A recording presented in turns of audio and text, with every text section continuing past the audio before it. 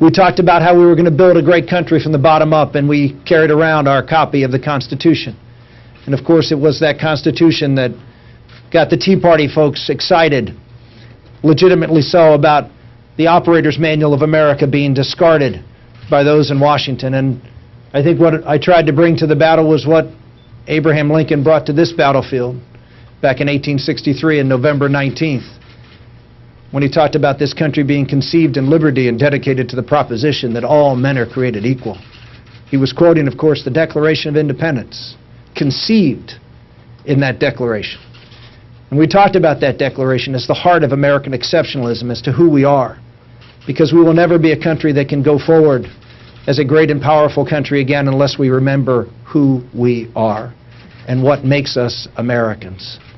That's what our campaign was about what made us Americans, how we built this country from the bottom up, and how, if we are going to be successful in the future, how we must believe in ourselves and believe in that ability to go forward and do the same thing.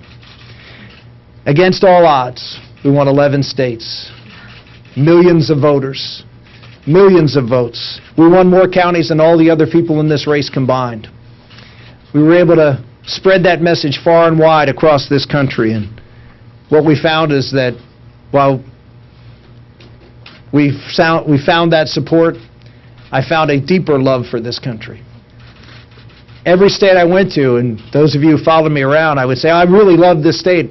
It was a love affair for me, going from state to state and seeing the differences, but seeing the wonderful, wonderful people of this country who care deeply about where this country is going in the future, care deeply about those who are out there paddling alone, who are feeling left behind and in some respects feeling hopeless, and want to do something.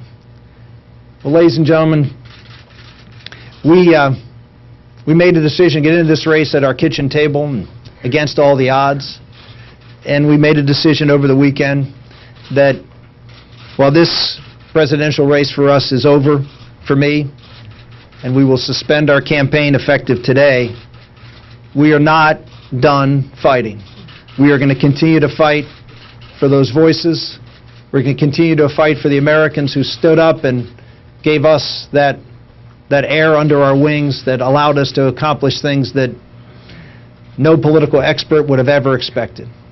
There's a lot of greatness in this country. And we just need leaders who believe in that.